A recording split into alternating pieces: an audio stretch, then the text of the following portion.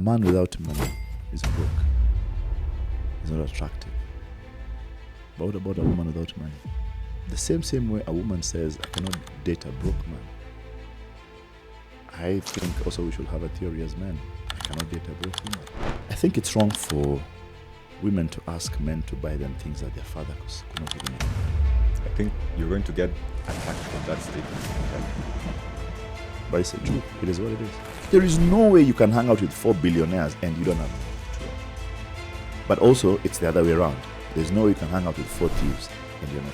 Religion is about rules. Yeah. Spirituality is about relationship. Do you think most religious leaders nowadays are Pharisees? This is a problem actually with religion. Mm-hmm. That is that the same people who experience God's grace look down on the people who are coming to experience God's grace.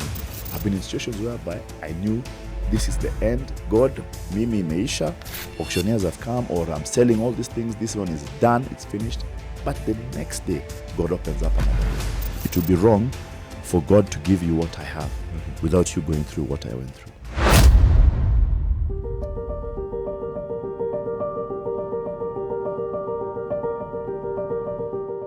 How does it feel when you're able to solve people's problems? Well, it feels nice. It feels good. For me, it feels privileged. It's a privilege that God has given me to be able to be a blessing to other people. Mm-hmm. So I always say that I'm blessed to be a blessing. And one of the things that I've learned in life is many times whatever I'm helping people with doesn't even have to benefit me. Mm-hmm. Like there's no result. There's no reward for me helping anybody. Mm-hmm. And that's one of the things that people can't understand. Whenever something does not look to favor you, you always seem to change how you treat it. We always say you'll know properly someone's real character how they treat people who can't do anything for them. Yeah. Is when you'll really know if this guy's character is legit or it's just a story that the guy is giving. Do you think that your entire life has been preparing you for things like this? And do you think that there are opportunities that life presented with you in the form of challenges, and then this prepared you for what you're doing now, being in a position where, for instance, I know you've said before that you started out in South B, living in a 6K home, and I want to imagine those times were challenging. Your entire salary was going into that home. So would those be moments where life was challenging enough and now you are looking back and you're probably paying back? Yeah. God always prepares you for what is in the future. So you need to look and say, as I'm growing up, what is it I'm going through? There's no way that you'll go to a boxing match and start practicing or working out on that same day. You must always start way before. So anything that you go through is a preparation by God for where He wants you to go to. If you find that you're in spaces whereby you're being forced to provide guidance and to provide cover and everything, God is calling you into leadership. If you find you're in a place whereby you're very empathetic and every time your heart goes out to people, or even you're praying for people, or you're standing with people, then God is calling you into a life whereby you'll have to shepherd people. You have to be a shepherd, I've been your fan for ages, Ted. Yeah. And until recently, I didn't know how religious you were. I think that's I'm actually spiritual. I'm not religious. Okay. How spiritual? What's the difference? The religious people killed Jesus. Those are the Pharisees. Okay. Religious people are those who think that they're much better than everybody else simply because I know that I'm not better than anyone else. In fact, I tell people anything that you see me doing, anything that you see me saying, anything that you see me posting, I'm not trying to show you that I'm better than you. I'm just trying to say that I'm a beggar telling another beggar where I found bread. It's all about grace. It's about you being able to tell somebody, and that's the thing, that one of the biggest problems we have in life is, for example, you have a friend who just gets rich overnight. Yeah. He never tells you what he does. Every day you're like, dude, how come you're no longer in luck, like we used to be, or like I used to be. Yeah. And one day you just discover, this guy Kumbe, he opened a factory somewhere and he makes 10 million shillings a day. He never tells you anything. Yeah. But I think a beggar in the streets comes and tells another beggar, like, you know what?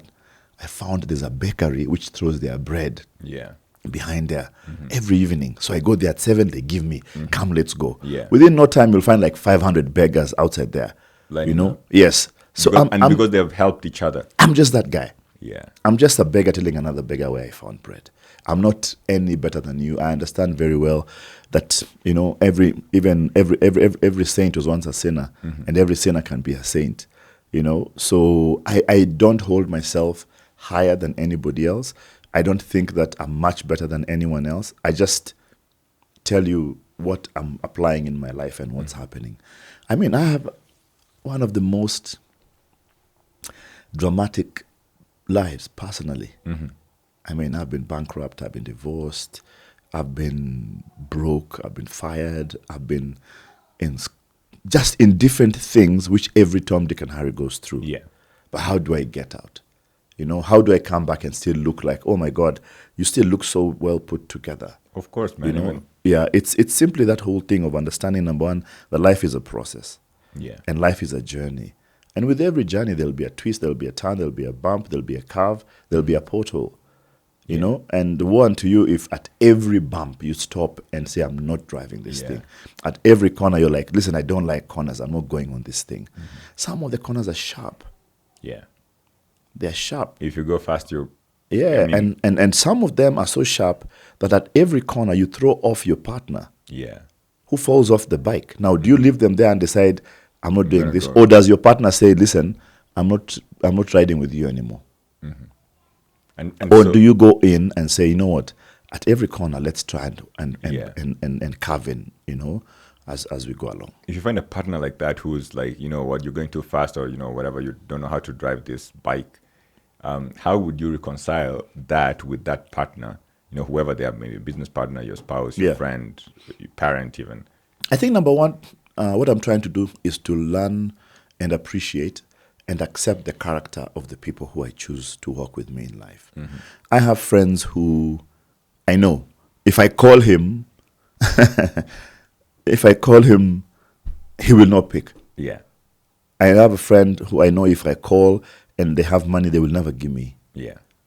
I know a friend, if I call right now and I go like, hey, bro, Niaje, I need something. He'll be like, listen, Ted, I don't have. Or let me send you whatever I have. And he'll send 1,500 shillings. In fact, let me just make a call to one of my friends. No worries. And this friend is, and I need a friend like that, man. Someone I can just get my phone and say, you know what, I'm on a pod, I'm going to call this guy and let's see how it goes. Yeah. And I'm 100% sure this call would go any direction. Yeah. Let's see. And also it might just be one of those, hey, you have friends who you can't call on speakerphone. Yeah. Yeah. Because you don't know. Because you don't know what they'll say. Yeah. 9:24, guys is still asleep or something. Niaje? Umelala? Hebu fanya hivi, hebu nitumie tao. Aya. Frashre, skiza. That experiment went so well, man. Yeah. I need a friend like that. So you have different friends in your life. Yeah. And I'm learning to categorize my friends. Yeah. I'm learning to know each of my friends where I put them. And also what kind of pressure do I put on my friend. So I have a theory. And my theory goes like this. Your emergency is not my emergency. True. So when you call me and go like, I need urgently 1,000 bob, it's not necessarily my emergency. So I don't necessarily have to send you the 1,000 bob. I can, but I don't have to send 1,000 bob. Yeah. Okay? And one of the things, before he sends, let me just tell him I didn't need it. Are we going to share this friend's name? Oh, Frasha. I'm on a podcast and I was trying to tell them that I have friends who, if I call right now and tell them to send me something, they will jump and send it to me immediately. So I just saw you send me 2 Gs. Is that the one, Frasha? Yes. What's up, Frasha, man? My name is Joe. Nico Freshie, man. You're live on a pod right now. And we're running an experiment. And I don't know, man. It just went very well. One of those experiments that just goes very well. Maybe I'm going to have you on the pod too sometime. We'll see how that goes. Yeah, but Frasha, I was trying to explain to him that you should categorize all your friends. Your friends who can stand with you, who are their character, and then other friends who would not do anything. So I have friends who, if I'm stuck in a corner, I know if I call him, even if he doesn't have, he'll be like, listen, I don't have, but where are you? Let me come. Yeah. And sometimes just having your friend there, even if they won't do anything, is bigger than even money or anything else, because you just know you have somebody watching your back. Yeah. Fresh, watch, I'll hit you up after this. Thank you. All right. Great guy. Let's put up a picture of Fresh on the screen. Yeah, that's one of my best friends. Hanging out with him, and I don't have too many friends. I have like 3 or 4, and then they're friends with different categories and different capacities. So you must know who the friends are in your life. Yeah. Frasha is the kind of guy who I have been in the trenches with when I'm happy and when I'm sad. Yeah. So there are people who you want to be around you when different things happen. For example, if I just want to have a good time and laugh, I'll be like, hey, Frasha, let's meet. If I want to have a deep thought, I have a different friend. If I call him right now, he's just a deep thinker. And I tell him, I'm talking about men. And right now, he'll do 10 minutes of this pod. Yes. Talking to you about men and about life. Yeah. I have friends who are very scientific and deep and other things. So just knowing how to classify your friends is very, very important. And as a man, I think you need a couple of things, like 4. Yeah. Number 1, and these things define a man. So before you say those things, I just want to, say why I wanted to have this pod with you. So you're one of the people that I've known for ages, known both, from a very obscure position as a teenager growing up, and also as a man who's grown up to see the kind of wisdom that you drop in the different few places I've seen you, out in the public spaces. And so when I wanted to have this pod with you, most of the pods I'm doing them just for banter, to have a good time, and to probably have folks see a different side of the guest. But I feel like when I was doing this pod, I was doing it for me, to learn from you. I would have said I wanted to be at the feet of the master, but maybe I don't know if that is too deep. No, on the side. Yeah. But you can go on. So the 4 things you said. Yeah. So I have come to number 1. I'm in my 2nd marriage. I'm in my 500th job. I'm in my 3rd level of financial dispensation. I've been bankrupt twice. And bankrupt means where I've reached the end where I'm now selling stuff. I don't have anything I can sell. What is the last thing you sold when you were bankrupt? Wow, the last thing I sold was I think a crane, because I had production equipment. I had started a school, and this school had really eaten up a lot of my money. And I remember one of my friends telling me to stop over investing in the school. But I was like, this is my dream. I can't stop it. But all they're trying to tell me is that, yes, you might have faith, but also have wisdom. Yeah. Applied wisdom in faith is what actually gives you a great thing. You see a snake, the Bible says you shall trample on snake. It doesn't mean now just go walk over that python. Things are going to eat you up, Of course. So there's wisdom, which is also applied with faith. And that's what the Bible says, and I'm not going to dive heavy into the Bible today. The Bible says that teach me to number my days, so that my heart may be full of wisdom. And that's something which is really, really key. But 4 things which a man defines a man, according to my life. Number 1, a man is defined by love and his knowledge of the character of God. You see, if a man understands who God is, then he's able to look at things and say, you know what, I'm going through a hard time, but this will happen. Yeah. I'm going through this will happen. This will happen. I've been in places where I'm desperate. I'm at the end, at the total end of my rope, bro. You can't believe it. And I've sat in my bed and cried and asked God, why are you leaving me alone? But if you know the character of God and you're like, you can cry and you wake up and go like, you know what? God, I still trust you. Yeah. Even if this thing is hard, I still trust you. Yeah. And for me, that's one of the most important things. I'm in a place in my life right now where I have this happening for me amazingly. And then there is this 0. Do you think every man goes through Every man goes all through the that. time? Every man goes through that.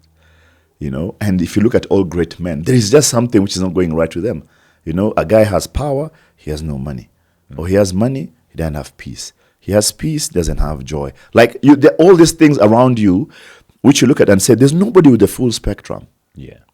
Nobody has everything. But anyway, the first thing is God.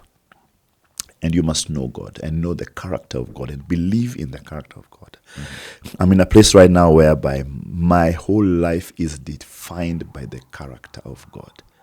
Whether I'm in the deepest of the darkest place in the world, or in a season of darkness and gloom, or I'm at the happiest point that you can ever think about.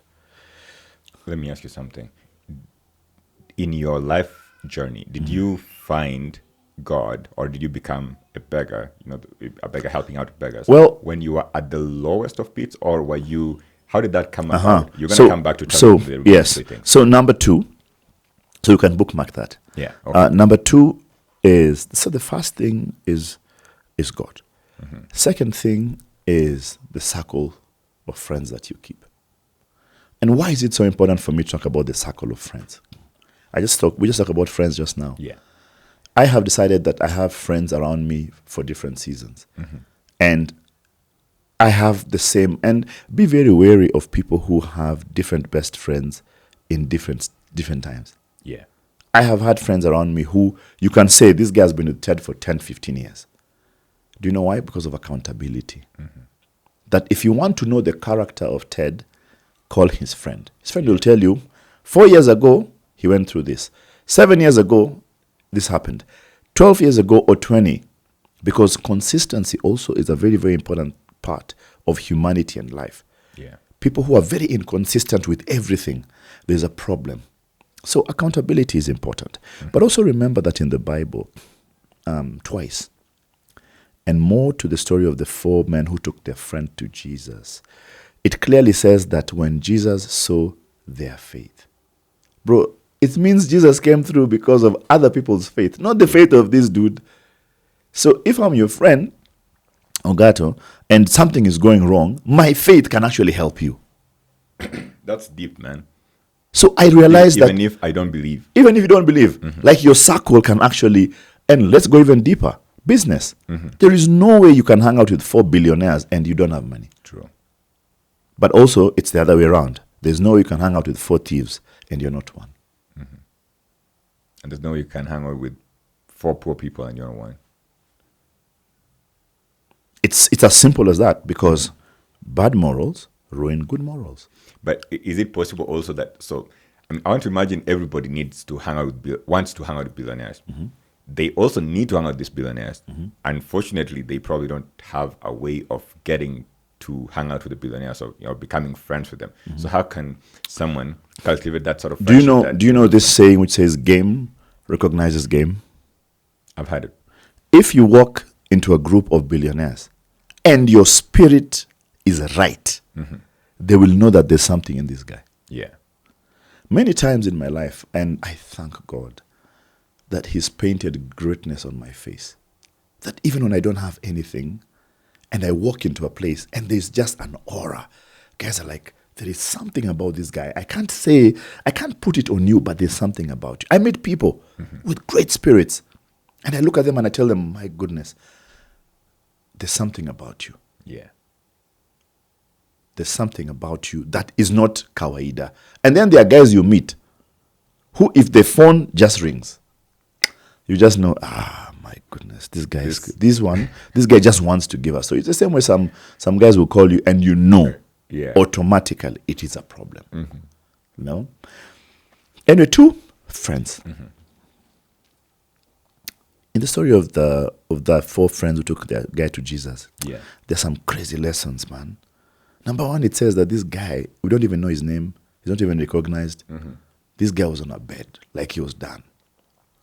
And then 4 of his friends hear there is a meeting. Bro, when your friends hear there's an opportunity, do they call you? Do they carry you along? They tell you, listen, we're going to Ontario. There is an event. We must go with you. We are going. I don't have money. I'll pay for you. I don't have. We'll ask your wife for permission. And they say, we must go with you. Yeah. And bro, when you go there, you get your breakthrough. Too many of the breakthroughs I have in life, and I'm just thinking about one big event I've done for a long time, and I'm about to do it this year, next month. Even the way I got that deal, bro, it's because this guys who are billionaires took me to another friend of theirs and told, this is a guy who will do this thing. So this year when I was being given the job to do it, some guys came around and plotted how I wouldn't get the job. Yeah. The client called me and told me, listen, these guys are saying, and when we had sat in a meeting, he told me, listen, he told those guys, you guys have been saying that this guy did 1, 2, 3. He's the one who's doing this one. All of you guys work under him. That's utmost trust. I'm not his tribe. I'm not his status, but there's just something written on my face. The spirit. There's just greatness on my face. How did I become an ambassador? I didn't ask for the job. I never applied for the job, bro. Do people normally apply for those jobs? Yes, you do. Oh, so I can. Where can I apply, man? I want to apply. It's on the Ministry of Foreign Affairs portal. They'll put it out, and on the Public Service Commission, and you can apply. Okay, but I guess. But one day I received a phone call. Why? Because I'd walked with this guy, and this guy had seen something in me that speaks about something. Let me tell you something about life. People who work with you should know what you're good at. Yeah. So the day the opportunity presents itself, they throw you in. It's the same way. I love this small setup. I was about to tell you, tomorrow I'm doing something in Tigoni. You should come out there and do a podcast somewhere there in the. We're driving EV vehicles to Addis Ababa from here. 15 EV vehicles. Nice. For the Africa E-Mobility Week. You know, but it might just open you up to new possibilities. Yeah. Or you might find yourself in a place that you're like, oh my God, I didn't know I'll get here. But I'll come back to that because there's a pointer to that. Just put a point on that. So, number 3 is purpose. Every man lives for purpose, whether you know it or you don't know it. Yeah. And what's purpose? Purpose is work. Look at you spending your whole day shooting all these things. I know how much all these cameras cost here.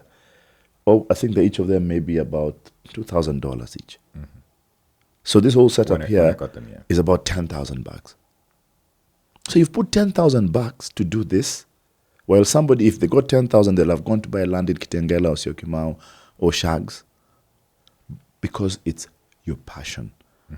And if you keep on doing this, it simply means that you'd rather even get paid less and do this thing than paid a lot and not do it, because your purpose and your heart is here. True. So you'll spend your time, and people will ask you, what is this? Or your wife will tell you, this thing doesn't even make you money, but you're like, you know what? It satisfies my soul. So one of the things that any man must get and understand is his purpose. My purpose in life is to do what I'm doing with you right now. Talking? Just imparting and sharing of what I've learned. As I told you before, I'm just a beggar telling another beggar where I found bread. True. Can it be that God took me through all these things in life so that I can just sit here with you and just talk about this, and then this podcast goes out into the world, and then somebody who is at the end of their rope will find hope. One person, not 500,000, one. My friend calls it the audience of one. You're talking to one person. And I always get messages of people telling me, Ted, I was at the end of my rope. But that thing that you said changed my life. I went for an interview yesterday, and I sat in the interview. This lady tells me, by the way, I watched that thing you did, and Ted, it changed my life. And because of that, they decided that you're the right person for me. So, cool. Do I read it out loud? You can read it out loud. So, bro, God had to come through. So, where do I start reading? From the top. Okay, bro, God had to come through. Watch us scheme come here. Hey, you said it. And then that's a different date now. Right? Okay. Hey, you said it, and God has come through for me 4 months of living drug-free. Niwendo nisho, I was at suicide mode sahi, ni vibes and inshallah. God bless you, Ted. God once again, bro. His story is not yet done in you until you make history. I've started getting gigs, change of attitude towards life again. Thank you so much. I owe it to God and you. I think it's also nice when people actually do recognize and thank you for something. It's nice, but it's not a prerequisite to you being able to do something. The line there was, his story is not done in you until you make his story. Yeah. That's deep, bro. His story, not history, Yeah. until you make his story. What's his story? The Bible says that God's plans for you are better than the plans you have for yourself. Which means his story for you, bro, is this thing to blow up. Or his story can even be in this nice, humble setup.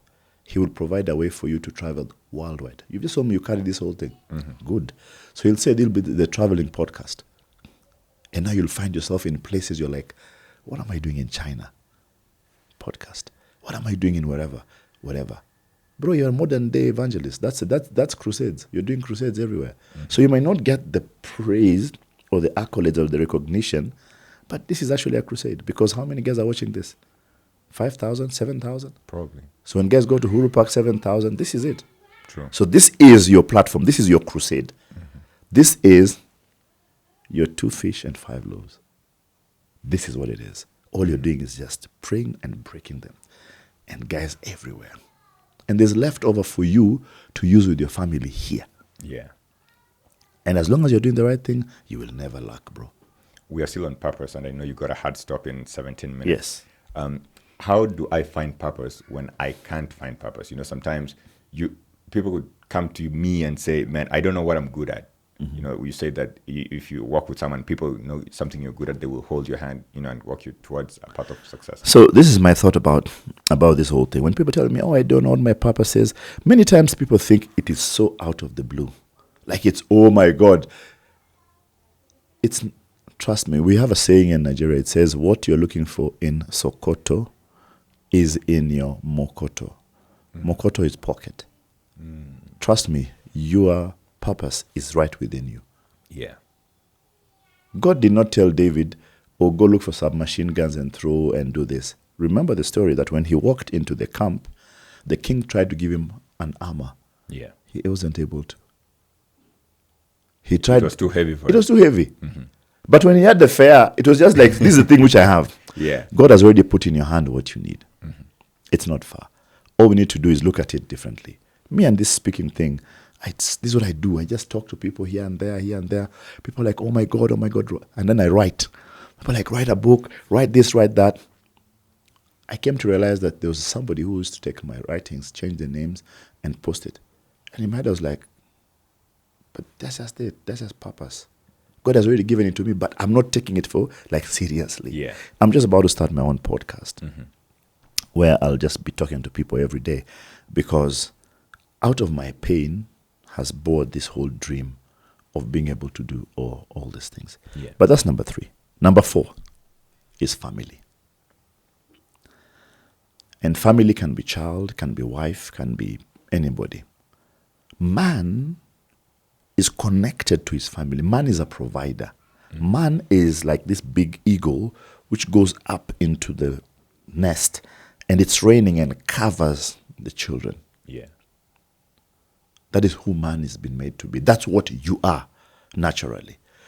And sometimes when we see that man is so caring with other people and everything, sometimes it's misplaced care, but man is just caring. And anytime you look at how man reacts to people, then it tells you a lot about the character of the person. Yeah. For me, those 4 things totally build up on who man is and how I need to look at this guy called man. Deep. So we can go back. So, I remember. So the first one is, I'm inspired by the fact that you started with God here. I mean, since we sat here, you've talked about God so many times, and you said you're very spiritual. Yeah. You are the beggar who's telling other beggars how to find the bread. Yeah. Where did you find that beggar? So number 1 is that the giver of bread found me. Okay. Like there is... Where were you at in your life when I was finding you? So let me tell you. So this is my story. My dad is a bishop.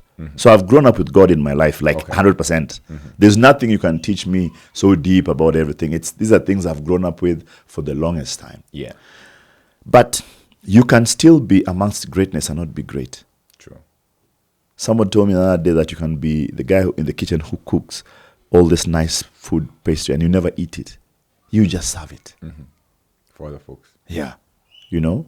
So it's easy for you to be around where people are talking about God and talking about God and God is doing this, God is doing that, but God is not true to you because you haven't experienced Him. For me, I'm living in the realization of time. Yeah. And my realization makes me realize different things. Bro, let me tell you, I don't take it for granted that you even invited me to the podcast. I mean, Kenya Thanks has for coming, 52 million people. You will have invited anybody, you know?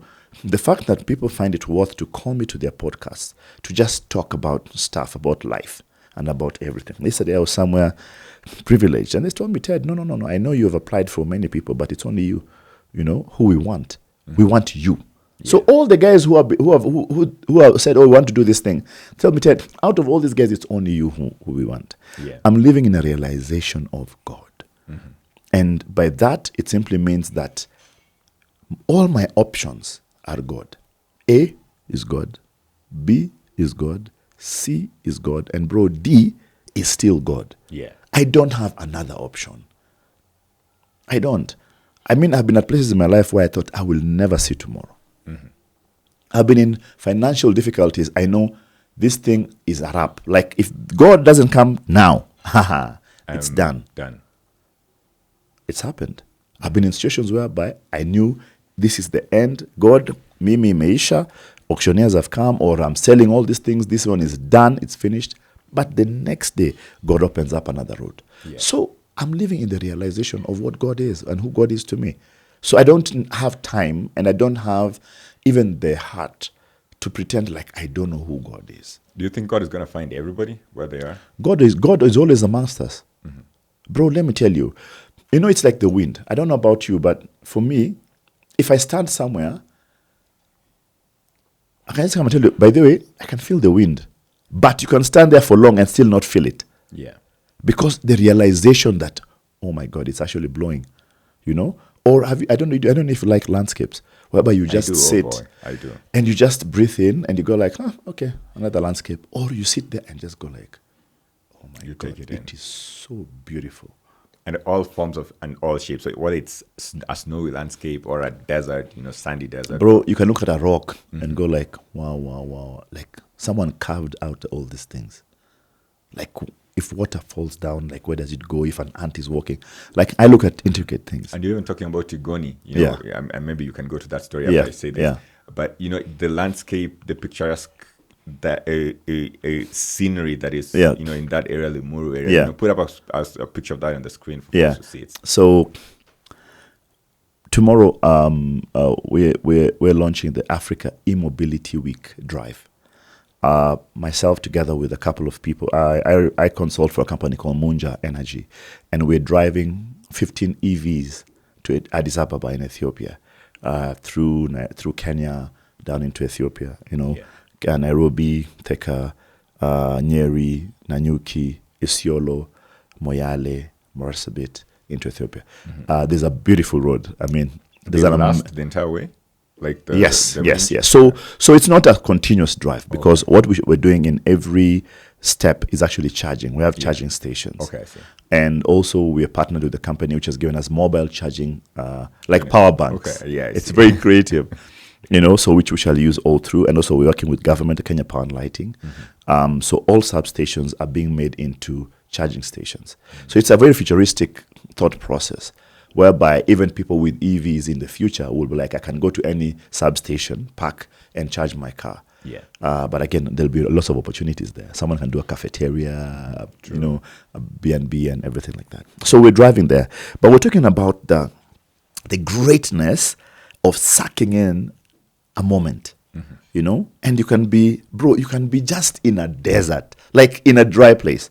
So Tigoni is very beautiful. I mean, it's amazing. We chose it because of the greenery, and it just looks like everything's at peace with itself. But we must be able to take in and say, what is there beyond this beauty? What am I seeing? And I think many times people don't introspect properly. Yeah. And they don't take it in and understand what's going on. So this is another opportunity God has given me to drive to Ethiopia. I mean, I never ever knew or thought I'd be on a drive like that, but I was appointed as the Goodwill Ambassador for the EV Mobility Week by Munja Energy. So I'm driving all the way to Addis. Yeah. And bro, I can't even begin to imagine the things I will see Along the way. Yes, and my intention is as I drive, we are convoy cars, but my intention is as I drive to suck in everything, like a mountain, a river, a bridge, an animal. I mean, this is how we take in God's greatness. True. So I'm just living in a period whereby I'm really appreciating everything else. But also another thing which is very important, bro, is God has kept us alive, man. We are here now. We're not just you're not just here as leftover. Like guys will have died and then you're leftovers. No, you're here for a reason. And you must understand what is your reason. And then understand what does God want you to do. But God does not tell you to do something that he has not equipped you to do. True. Like now he tells you to go and be a Skywalker. How? You're like, dude, I'm afraid of heights. And I always tell guys that God speaks your language. So I don't believe in things. So he'll never appear to me like a white ghost. Yeah. But to the guys who are in that realm, he'll appear to them that way. For me, he appears in things and places. A phone call comes and someone goes like, Ted, where are you? I'm this place. It goes like, we want you to do 1, 2, 3. Yeah. And I'm like, God, you just solved that other problem by me doing this. When we get to the place whereby you actually seek or wait for an accolade, because remember we talked about that, and somebody tells you, thank you very much. I have come to the realization that guys don't have to tell me thank you. Who was I doing it for? For the person? Yeah, it's just for God. Bro, the worst place in life is when you do something and you don't expect anything. Let's say they were at the gate. Yeah. So let's say we had 2 loaves of bread, right? So you go downstairs, go like, soja, atachukua hii mkate ukunywe tu chai. You just told him because you told him. Like you don't want him to thank you, you don't want him to praise you, you don't even want him to open the gate specially. Yeah. And then he goes. In your heart, you're like, I just did what God put in my heart. Now, there's a difference between that and there's a difference between you doing it, but expecting him to start praising you. Hey, bana. Yeah, asante bana. Hey, we unanipatianga nini? That expectation, I think, is evil. It's trading with God. Yeah. And I try so much not to sit in the places whereby people will actually trade with what God has told me to do. I keep asking somebody the other day. I asked somebody, just the day we were talking with, just the day or the day before, with someone, and I asked them, can God trust you with somebody else's blessing? Me, I live in a very, very dangerous realm. I have gear. If God tells me to give it out, I'm giving it out. How does God tell you? How will you hear that? I just feel it in my spirit. And many times, he tells me to do things which have no benefit whatsoever to me. That's when I know it's God. Someone would say, someone can come and, tell you that feeling that you're having, it's just you feeling something. But that something is God. Remember, man is 3 parts, right? Body, spirit, and soul. Soul is what goes to God when you die. So how come you have that feeling in you? And I just know. And for me, it's this way. Let me give you practical example. I like giving practical examples. Yes. I love shoes. I have a lot of shoes, bro. A lot. And 2 things have happened for me, which is very peculiar. And you see, anybody can explain it the way they want. But you see me, I don't care. Yeah. I know what I know. So I don't try and convince somebody. It doesn't have to be you with you. So this is how God speaks to me. I go to a shop. I buy a pair of shoes. Nice pair of shoes. I like good shoes. Yeah. I come and put it in the closet. I have a lot of shoes. So it's on my shelf. And then after 3, 4, 5, 6, 7, 10 days, or 20 days, or even 2 months, I go like, I'm going to wear these shoes tomorrow. Let me try them on. And I go to try it on, it doesn't fit. But you... I'm like... And then in my heart, Yeah. I just feel my boy's name coming up. Mm-hmm. Or that day, someone just said, just carry them in the car. Mm-hmm. You're going to take them back. Put them in the car. As I'm driving, I meet a friend or whoever, and I just ask them, what shoes do you wear? I just say, yeah. It's fitting. I just go like, God, I where you're a player. I can see what you just did. Yeah. And You wanted me to buy this guy's shoes. Even for money. Mm-hmm. It happens so many times, bro. And so I don't take you to you don't have to tell me. Mm-hmm. If you tell me, I know that's a setup. Yeah. So someone just comes and goes like, by the way, wanted to look for this thing, wanted to do 1, 2, 3. I just go like, damn, God. I can see what you just did, man. And it happens every time. I went to this church on Sunday with my friends. It's a Mabati church. Bro, that church was like a microwave. It was hot. And we were dancing there and burning in the laughing. spirit. Yeah, well, dancing, it was nice. It was a Corino church. Mm-hmm. Are you a Corino? No way. So as we're just worshiping, the speaker falls and lands on the sound desk and on the laptop, which the guy was using. Breaks both of It them. breaks the laptop. Oh, boy. I'm with my 2 friends, and all of us are guys of the world. CRT, we are angels. So as we're called in front to speak and just say, thank you for coming, my other friend strangely just stands and says that I left home today without money. I didn't even have offerings. I even asked for money. But I have my laptop. No, but he said, but when the speaker fell on the laptop, Yeah. and the guy, when the preacher was asking what has happened, and he says, imevunja laptop, imevunja what? He felt something in his heart saying, buy that laptop. So he said, I don't have anything now. I don't have cash now, but I'm committing, I'm going to buy a laptop for the church. Beautiful. That's how God speaks to you. But are you listening to God? Still small voice, they call it. And he's everywhere, bro. He's everywhere. God is in the wind. God is in things. And he speaks your language. So whatever you are looking at, you know. And you know there are things you just know. That is God. Like there is no conversation. Even the drunkard knows.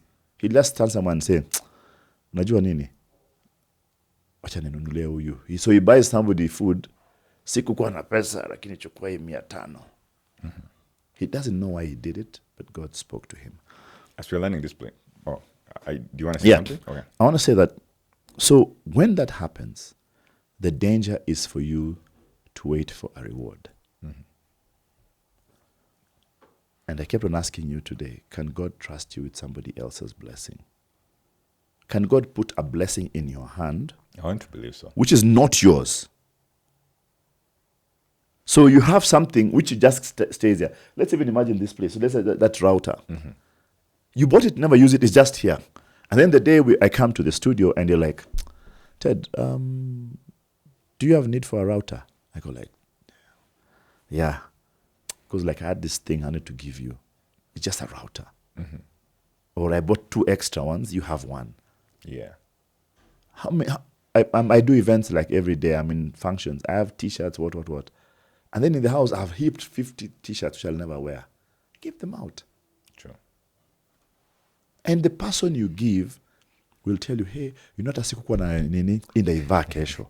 You're like, a T-shirt for promotion. Yeah. How? But for the guy, it is an answered prayer.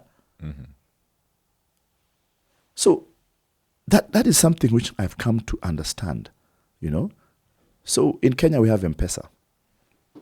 And we have some people who have a very bad habit. When you send a wrong M-Pesa, the guy switches off his phone. The guy blocks your number. Yeah. The guy changes the SIM. The guy wants to move to Shags. The guy...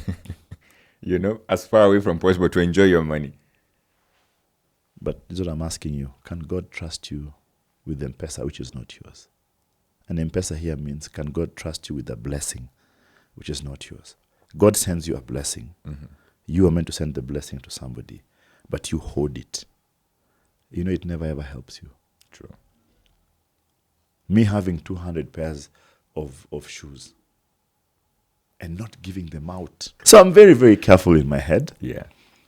When God puts a name in my heart, I can resist for a few days, but I know it's not mine. As I'm listening to you, I'm just wondering, in your whole life, when some people are trying things, but somehow they find a controversy that affects. So you said here, for instance, you separated from your first marriage. And I think that is one thing that would mostly break, rarely make many men. I feel like in that position, you feel like all hope is lost, everything is gone, everything you've been building with this person for the last couple of years, it's gone, or whatever, something like that. Or this could be in business, or it could be, anywhere else. So how can someone in that state then be able to rebuild? You've talked about all this, the 4 things that every man needs. But when you are at your lowest, how have you been able to come back? And that's why I give the example of when your first marriage ended. I don't know if that's a subject you are willing to share, but if you can, I'm hopeful that it can help someone out there. So I think I won't even take the issue of the marriage, because I think you're trying to look at when you're at the end of your rope, what exactly can you do? Yeah. And I may not necessarily take the marriage. I can take things like business, like life, like friendship, like death. What do you do when you're standing at the edge of the cliff and you can't really, really, really tell what's on the other side? Of course, there's the human part whereby you go through a very, very stressful period. Of course, you're mourning, you're suffering loss, you're having this whole part of disconnection with whatever it is that you thought or you hoped. What I've done and what I'm doing right now in my life is just learning, like this period now. I'm talking about this last few months. Yeah. With this thing that I was telling you I'm going through. I'm learning to just trust God's plan. Yeah. But how do you see God's plan? You see, you must understand the character of God. Unfortunately for this thing, I cannot teach you to fight today and you have bro, even you do know karate. Okay, no. So today we go to the ring, then I'm telling you, this 3 minutes I'll teach you how to punch. I can't. Impossible. Yeah. I can't plant a tree today and enjoy the shade. You can't do that. All these things are things that you must build in your spirit. And that's why right now we are hoping that we talk to these people on this podcast and people are able to build it in their spirit and start building it in their spirit. Yeah. Whereby you learn to trust the character of God. Let's talk to someone who's not Christian, who doesn't believe in the existence of God. So what do we tell that person? So unfortunately, bro, I'm not able to relate a lot of stuff to them because my point of reference can only be God. Yeah. I don't have another reference point I can give them. I don't have a scientific approach to it. Yeah. I don't have any other thing I can tell you apart from what I'm telling, because I'm giving you my experience, right? Yeah. So I'm not trying to cook a theory which I've not practiced. I'm telling you what I am practicing. Yeah. And what has worked for you. Yes. So unfortunately, this show, or actually fortunately, this show will only be based on God. I cannot base it on anything else. Yeah. I don't know how those other things work. I don't know if guys go to the mountain and think about life in a different perspective or what. And we're living in a very secular world. Yeah. But unfortunately, my being where I am right now is not based on a very secular perspective. I can only relate it to what I'm going through right now. So let me tell you now what I'm going through. It's nice that you've related this and said we live in a very secular world. What impresses me with you is growing up, I used to see you from a very secular perspective, being an MC and, being in that kind of space. Now that I'm older, I actually know that people in the secular world are also very spiritual. Oh, yeah. You call it spiritual. I call it religious sometimes, but I like the description that you gave, and maybe I'm going to change my perspective on that. And so, how then... Religion is about rules. Yeah. Spirituality is about relationship. Yes. Yeah. Like spiritual meaning that me and God have a relationship. And I like that description. Yeah. But you see, religion is about hapa tunafunga kitambaa, hapa hatufanyi hivi, hapa hatufanyi hivi. And I think it's what we were talking about earlier. Yeah. Remember when we were talking So about it's a lot of eating food. Yeah, it's a and all lot this? of rules Yeah. that you look at it and say, okay, will I follow the rules or follow this relationship I have with God? Yeah. Jesus healed somebody on the Sabbath. True. And the Pharisees came and told him, how can you do Bro, this? what are and you everything. He asked them, which one is easier? I tell this guy to rise up and walk, or he sins. Which one do you want me to do? Do you think most religious Yeah. leaders nowadays are Pharisees? We have quite a bit of people. Actually, this is a problem actually with religion. That is that the same people who experience God's grace look down on the people who are coming to experience God's grace. So if we're in a setup in a place, I'll be like, that guy is doing this, that guy is doing that, but you are also there one day. Now you think wearing for the purposes of conversation, a miniskirt is bad. So this girl comes to the church with a short mini. The same mother who 10 years ago came to the realization of this spirituality and changed her life is now looking upon the same guy. Do you know how I call it? I say it is all of us are in a ward, are in a hospital.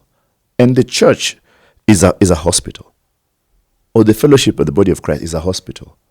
Now, number one, if a sick guy runs to Hosi, he's doing the right thing, right? True. So how come whenever we are sick in the world, we're running into the body of Christ, the Hosi looks at us and says, bro, you don't belong here. Now look at this guy lifting up his hands here at his worshipping. See, this guy is even smelling of alcohol. See, this guy is the one who sleeps with all the women in the church. But I'm in hospital because I'm sick. Exactly. I'm there because I am sick. You should actually be, you know what, you're in the right place. True. Now, the problem is when we go to the ward.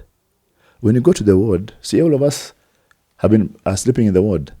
Have you ever had a guy of malaria go like, hey, by the way, guy of TB?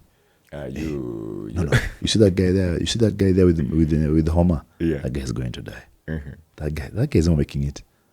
Do you know? They're laughing at him. Yeah, they're like, that guy naumia. Hey, that guy is no. Everybody is so busy getting well. One of my mom is in, my auntie is in hospital. And I went to see her. And the ward is silent. Yeah. The machines are beeping. Everybody is fighting with their God. Everybody is fighting with themselves, trying to get well. Everybody is just pushing on. Nobody is there picking stories of, hey. No one. Yeah. That is what this church should be. Yeah. Or even the body of Christ. And or in a religious setup, I can't speak for the Muslims or the Hindus because I'm not one. But I'm sure even there, it's the same thing. It is, you are so busy getting yourself in order, you don't care about the person next to you. So for me, I don't give a damn. In fact, maybe I need to start a church where even drunkards and drug addicts and prostitutes and everybody can come. That when you're inside there, you're in Hosi, we're happy you're in hospital. I think you have the training, you have the propensity. And there, let God deal with you. Because once, do you know many guys give up when they just get to the hospital? You hear when they reach the hospital, the person died. Yeah. Do you know why? They're always like, you know what, I don't have to fight anymore. Wow. I mean, Hosi, these guys will take care of me. Yeah. And that needs to be the attitude. That when we run in, and even for friendships, I need to be so tired that if I call my boy right now, and he just tells me, Ted, he picks up the phone, I just go like, bro, you know what? I'm like, you release everything. Yeah. But for men, as you asked, one of the things that I think is really, really fighting against the man is our orientation. And we're built up in a way that we, number one, should not cry, we should not show pain, we should not do this, should not do that. And then the whole world heaps everything to us. Yeah. Now, Expected. This is the crazy part. A man without money is broke. He's not attractive. But what about a woman without money? I've actually never thought about that. And that's why we're struggling, because the same way a woman says, I cannot date a broke man, I think also we should have a theory as men. I cannot date a broke woman. But then when they turn around and say that the way the world was set up, it was set up for the man to provide. So you see, it's double speak. It's speaking from both sides of the mouth. You cannot tell me you don't want a man without. and you don't have. In fact, let me take it further. I think it's wrong for women to ask men to buy them things that their father could not even afford. So you will judge me based on the things your father never. So it means your dad. So it's a very warped view, and I see a lot of posts. This is about men doing this, men doing that. I'm like, no. What are you also bringing to the table? I think you're going to get attacked for that statement, Ted. But it's the truth. It is what it is. Thinking about it. So what is this maid woman bringing to the table? She must be bringing something. So can it be something other than money? Can it be she's bringing order? She's bringing... So number one of the things you need to understand about a woman is that a woman was made to reflect and multiply anything she's given. Anything. Yeah. That's why a woman is given a seed and she gives forth a child. A woman is given a house and she is meant to, that is her work, to turn that place into a home. Yeah. Do we have men now who are trying to turn their houses into homes and it's not working, you think? There are men who are trying to do that, but the bigger part is that I think at some point some women move away from the role that they're meant to do, so they leave a gap. Yeah. Now, that's deep waters and story for another podcast. But I believe that we all come onto this thing. Everybody comes with baggage. You just have to decide, what baggage can I carry? Yeah. And many men are telling me now that they get married or hook up with this woman in a relationship. And by that, I read a very interesting quote. They said, dating is rehearsal for divorce.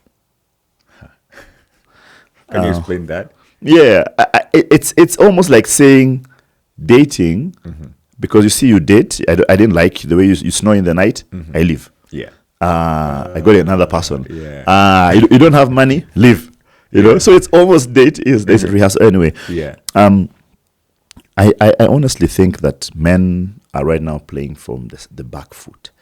And one of the things that I keep trying to encourage men is find other men who you can work with.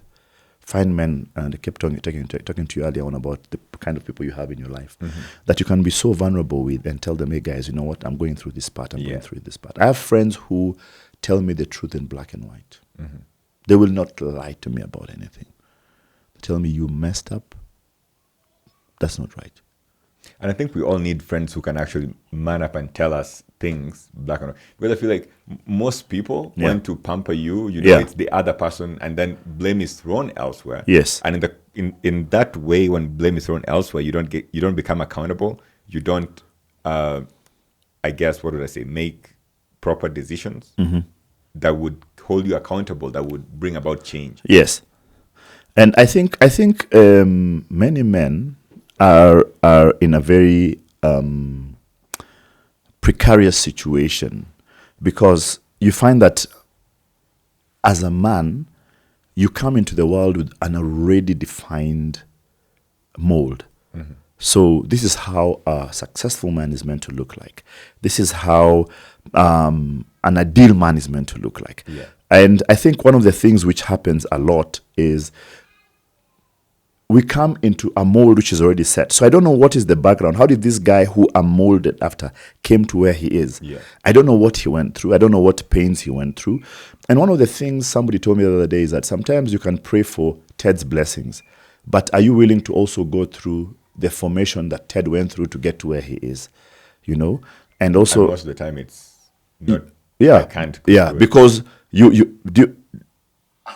you want rejection? Do you want what do you want? You know, are you willing to be rejected? Are you willing to be misunderstood? Are you willing to pay the price? Yeah. to get to that person. So you look and say, oh my God, I want to be like Bill Gates, or I want to be like whoever. But are you willing to go through what he went through? crucible. Because all these guys have scars. And all they need to do is just remove and show you, these are my scars.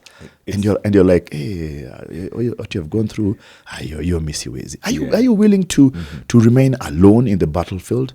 Are you willing to be left there? Are you willing? Oh, you want to be like Ted? Good.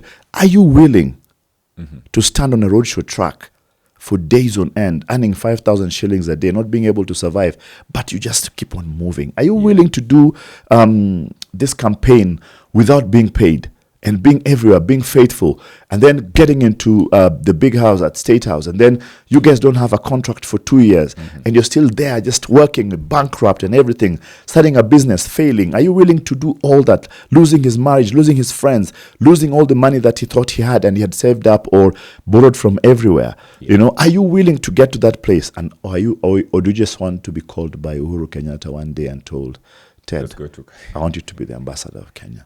Yeah. Are you willing?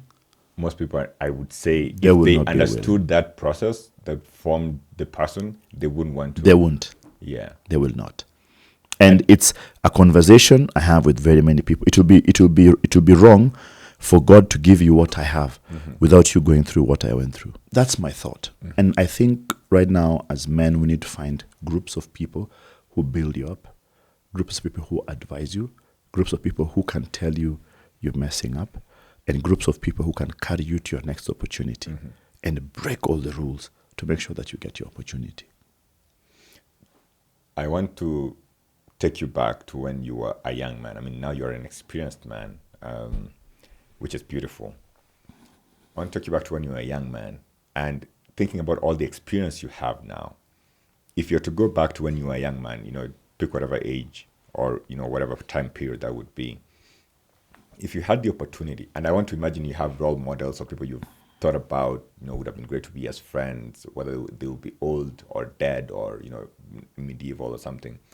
If you had the opportunity to change stuff around, what would you create?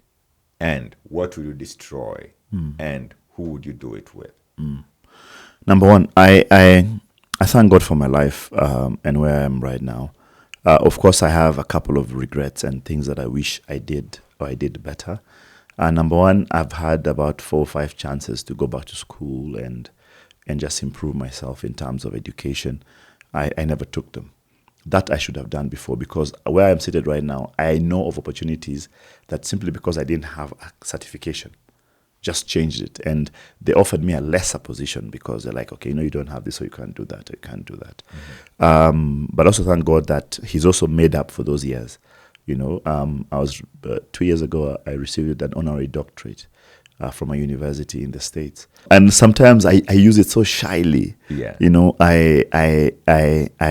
I think that's the thing about life, bro.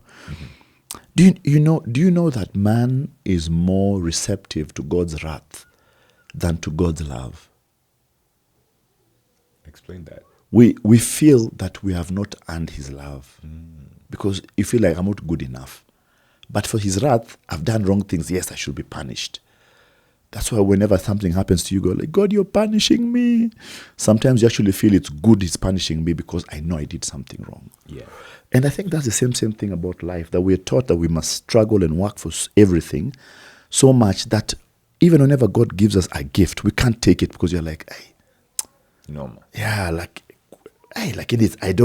I'm not worth it. So you never walk in the fullness of that gift, of that opportunity. I see it many times and I call it false humility, you know, where I'm honored, but I come with my small mentality of, but I am not meant to be in the high table. There are experiences which I've had, which are bad experiences, but I would not take them away because they have sharpened me to be much, much better.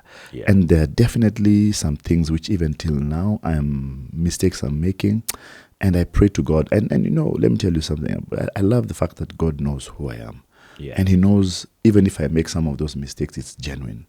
You know, David, when he fell, The Bible says that he was a man after God. God says he's a man after my own heart. And the Pharisees are like, how can he be a man after your heart? This guy was cooling people's wives. This guy has gone and killed his friend. This guy is doing this. What kind of king is this guy? You know, in the olden days, the king used to lead the onslaught. Yeah. But David, instead of leading the onslaught, he's checking out chicks. So already he's absconded his responsibility. And if you look at life, there are many of us, we are absconding our responsibility. We are absconding our purpose. David's purpose was to lead people. Remember, he got into power because of killed Goliath. Yeah. So instead of him doing those things he was told to do, he's busy doing these things. And that's another story for another day, why men fall. Especially when men move away from their purpose, you fall. Remember, I told you 4 things. Yeah. Any of those 4 things that you move away from, there's fall. a man has a problem. If you look at any man you know, if those 4 things superimpose on his life, and you see there's a problem, one of those things is off. Either God is off, family is off, purpose is off, whatever it is he's doing is off. So as we're finishing off here, there's a tradition that we have here, Ted. When guests come here, treat them like presidents. And I've borrowed this from the presidency of the United States. The president of the United States, when they're leaving office, they normally leave a letter for the next. Yes. We do that also in the embassy. Oh, beautiful. Yes. Yeah, nice. So, yes. So you're not stranger to this. Yes. So since this is a podcast and what we do here is trade questions. Yes. So the guest was here last left a question for you, and you're going to get an opportunity to leave a question for the next guest on the show. All right. So the guest was here last left this question for you. I have to know who the guest is. You know, it's just a normal person. Yeah. But. Yeah. I'll tell your name after the okay. Yeah. So what keeps you going? What keeps me going is the hope that tomorrow God still has another surprise for me. Yeah. And bro, I cannot wait to see the things that God has prepared for me. Yeah. Like daily I wake up, and right now, actually the confidence I have right now is the fact that I wake up tomorrow, I'm like, what if God just tomorrow maybe is planned that I be the president or the governor of this country, or like every day I just wake up, I'm just like, okay, God, let me see how you're going to surprise me today. You see, the Bible says that his mercies are new every morning. Do you know what mercy is? My explanation is his kindness towards What's me. mercy in life? Mercy in life when I don't deserve something and someone just gives it to me.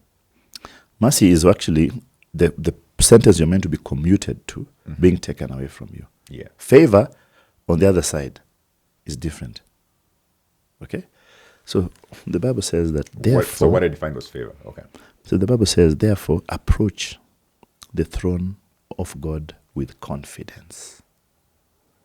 You've made a mistake. Like your dad, you just approach him with confidence, yet you know you've blundered. Yeah.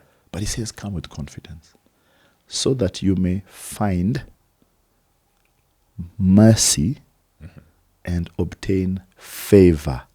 Yeah. Now, totally different things. And this is my last sentence. I'm driving down the road at 120, and I see the light go on because the camera has caught me. I'm meant to be driving at 60, and the cop stops me. And I know I've made a mistake. He tells me, Ted, give me your ID. The driving license tells me, you know you broke the rule, eh? I go like, I know. Tells me, you know the fine for this is 100,000 shillings. You know in the West, the fines are very high. Yeah, man. So he tells you the fine is 100,000 shillings. Yeah. I say, yes, I do. I don't have it, but I know. So he tells me, I'm going to let you go. That is mercy. He tells you, I'm going to let you go. Then he tells you, but I also want to, let me give you this 5,000. Put fuel in your car. Okay. Favor in your time of need. Bro, is this your time of need? Mine it is. So my prayer every morning is that I find mercy. That God forgives me and honors me even for the things that I did wrong. And then he favors me, that he gives me more. Yeah. I know it's hard for you to imagine a policeman doing that, but just think about it. He forgives you, plus also blesses you in the same sentence, even if you did something wrong. Yeah. So that is your time of need. Said when things are good. No, when things are bad and things are rotten, that's when God wants to do these things. Yeah. in your time of need. True. My next question to the person who comes here next. So you'll write it down. I don't see it normally until the guy seated right in front of me. Oh, come on. Yeah, because I don't want to think about it and, I don't know, spoil it. Ted, it's been great hanging out here with you today. Thanks for spending time Thank you. and even wanting to sit here with me. This has been more for me. Hopefully someone is also going to get something from here too. Thank you. If someone was listening to you today and got nothing at all, what is the one thing you want them to get? Well, it's okay. It wasn't meant for him or for her. This wasn't for you. Nice. But I'm very, very sure that something that I said will definitely change someone's life. Mm-hmm. As we said before, the audience of one. Beautiful. Yeah. Folks, if you made it this far, I think it's because you did like this episode. So if you haven't yet, do subscribe to this channel and remember to tell your friends to tell their friends. You have a podcast coming up soon. Yes. I'm thinking about it. When in the next few months, it's called Dare to Dream. Yeah, but you also have a blog. I have a blog. It's on WordPress. So it's teamd2d.wordpress. Nice. If you press on it, you'll see my daily thoughts and devotions. And I just walk for the last 14 years. That's beautiful. We'll put that in the link to the description. Thank you. Of this video below. Thank you very much. Till next time, do take care. Kwaheri.